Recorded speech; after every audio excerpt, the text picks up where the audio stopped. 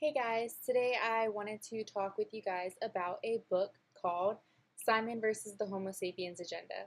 Now, I normally wouldn't have picked this book up because I had no idea what it was about. I knew it was a movie coming out, but I never saw the previews because we don't have cable or anything like that. But my sister Rose kept telling me over and over again, you have to read this book, you have to read this book. And so I was at the store on Mother's Day and I picked it up, and I'm so glad that I did because I loved it so much. It was such an easy, quick read. I read it in a couple days, which is quick to me because I have three babies and I read multiple books at a time. So for me to finish this one in a couple days, it seemed like it flew by really quickly. And so I kind of just wanted to give my little review and maybe my thoughts about it, but not like any spoiler review because I really think that I want to do like a reread vlog where I go into detail of every chapter and spoilers and actually have like a true discussion about the book and how it made me feel and what I think of afterwards and what I wanted to happen versus what did happen and whatever. But I'm not sure if I'm going to do that yet, but that's just kind of what I want to do. So this video will just be spoiler free. So this is a pretty long introduction, so I'm just going to get into it. Basically, Simon versus the Homo Sapiens Agenda. Simon is the main character, and he's just your average high school boy. He has his regular friends. He's in theater, and his family is like really close together, even though one of his sisters is off at college. It's just like your average kid, except he has this little secret of his, and that's that he is gay. And no one knows because he's scared to tell his family and his friends because they've known him for such a long time that he thinks that they already have like this preconceived idea of who he is as a person, and he doesn't want to ruin their view of him, I guess. So he doesn't tell them because he doesn't want them to think of him differently or treat him differently just because he's gay. So he kind of keeps it bottled in, and the only person that knows is his pen pal named Blue. And he met Pen Pal through his school's Twitter page, and Blue posted some sort of poetic saying or something on there. He doesn't quote exactly what he wrote, but he just says that it was poetic and that it spoke to him. And so then Simon replied this in capital letters, and then he left his email address, which is an alias email address, and it's hour to hour, note to note at gmail.com, which isn't his actual email address with his like real name. So under that alias email address, he uses the pseudonym Jacques. And I think I said that right, Jacques. Jacques, yeah. So he uses the pseudonym Jacques, and he's emailing Blue because Blue decided to take that email and hit up his DMs. And in there, they end up becoming great friends. They become very, very flirty and bold and brave, and they push the limits of what you would say to a stranger through an email. But they get really close and they tell each other their secrets. They're the only people that know that each other is gay. So it's kind of what they're bonding over, and then they end up falling for each other. Well, one day Simon emails Blue from his school computer and he forgets to log out.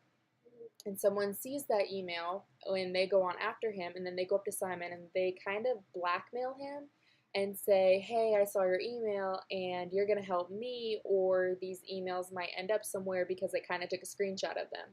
And that's like where the story begins, is him saying, I didn't realize I was being blackmailed, but now that I look back at it, it was definitely blackmail. And so we follow Simon as he goes through his regular high school life.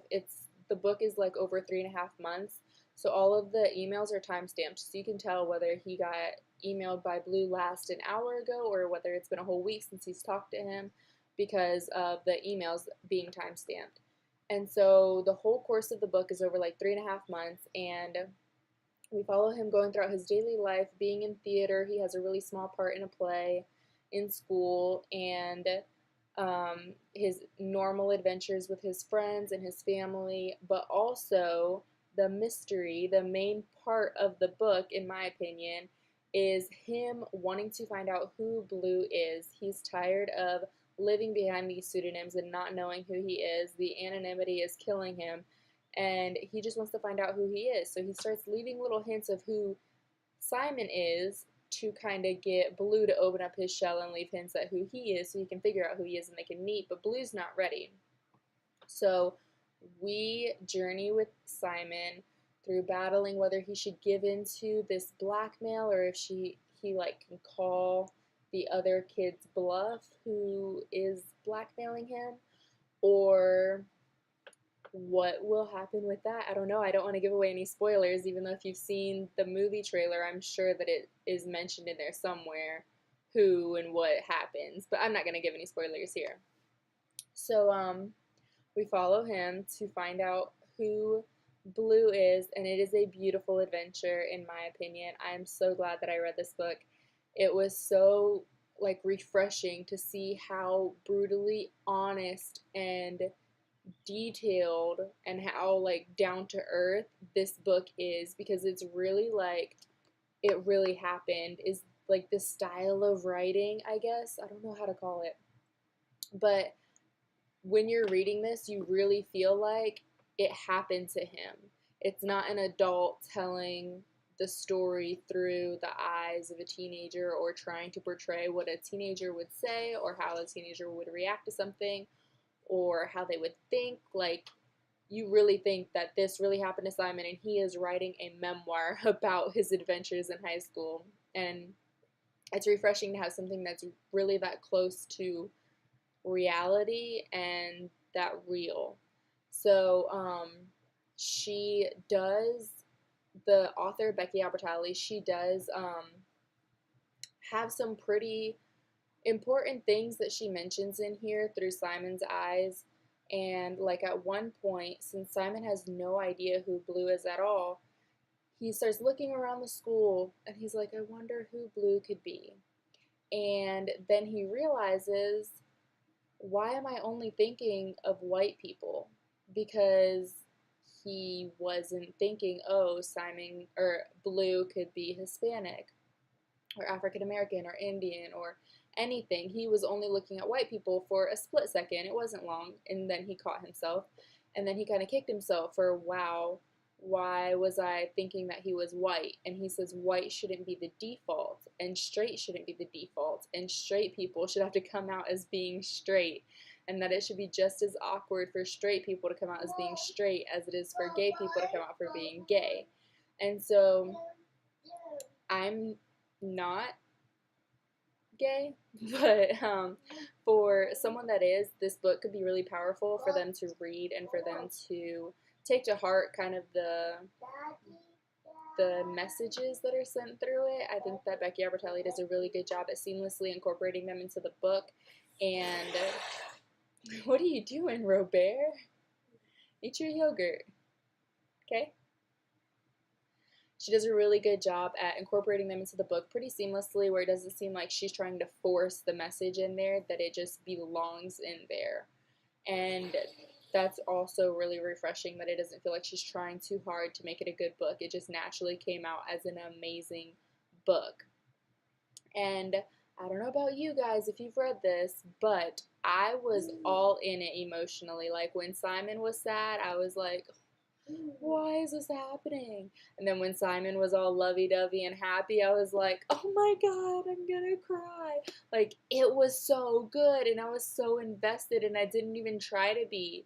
Like, I wasn't sitting down trying to be like a hardcore, let me finish this book right now, let me invest all of my like time and all of my thoughts solely on this book. Like, I still have 3 kids I have to chase after, but every time I picked it up, I was in that high school, I was in that basement, I was there 100%. It is such a good book. You would have to not reread, you'd have to read this book. Definitely a 10 out of 10. I would recommend for anybody.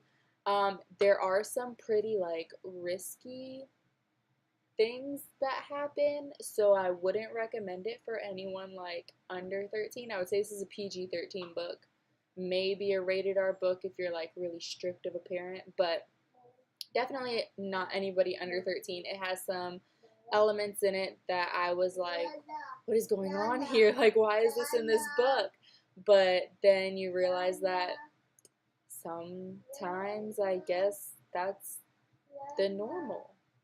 And sometimes stuff like that happens, I guess. I don't know. But yes, I would definitely say that if you haven't read this book, you should read this book because it is amazing. And I think that's all that I wanted to say about it for like a non-spoiler review, just to give like a brief summary of what the story is about. But if there is anything that I missed, or if anybody would like to talk about it but non-spoiler versions, please leave me a comment below, because I would love to talk with this about someone, because, or would love to talk about this to someone, because no one I know besides my sister, but I haven't had time to call her because she's so busy working, but no one I know has read this book. And whenever I read a really good book, I really want someone that I can share all my thoughts with and just be like, wasn't it amazing? And I don't have anybody I can do that with right this second. So if you've read the book, please let me know. Please leave a comment and we can fangirl over it, because it was such a good book. Or actually, no. If you read this book and you love it just as much as me, because I don't want to be like a creep just messaging all like crazy and then you're like, it wasn't even that good. So that's all I have to say for right now. I'm really debating doing that reread vlog. I just read this book like 2 weeks ago, I think. I got it on Mother's Day, and then I read it within the couple days after that, because it was really, really freaking good, and I cannot wait to read Leah on the Offbeat. I'm reading that right now, but I'm also reading a few other books, so I haven't gotten very far in it, and I have The Upside of Unrequited, and I cannot wait to read those, because I have a feeling that Becky Albertalli is going to make those books shine as well. So I am thinking about doing the reread vlog, just because I want to be able to record all of my like reactions to the book, because I feel like I read it so quickly that I probably like already forgot little things that happened, just because it went by so quickly. Like the book, it just flies by. You can read this book in a couple hours, guys. If you haven't read it, pick it up. It's so good. And if that may interest you guys, and you guys want to do like an actual in-depth discussion about this book, please let me know, because then that will push me to do that reread vlog that much quicker, and I would have fun doing it. So I hope that there's other people that would be interested in it too. And that is all I have for today, for this video at least. And if you guys enjoy videos like this, like little book reviews that are non-spoilery, or book reviews that are spoilery, because I plan on doing those too, please give me a like and subscribe and leave me a comment. I will start posting videos frequently on this channel, and I hope that I see you guys in future videos. Thank you so much for joining me today, and have a good night. Bye.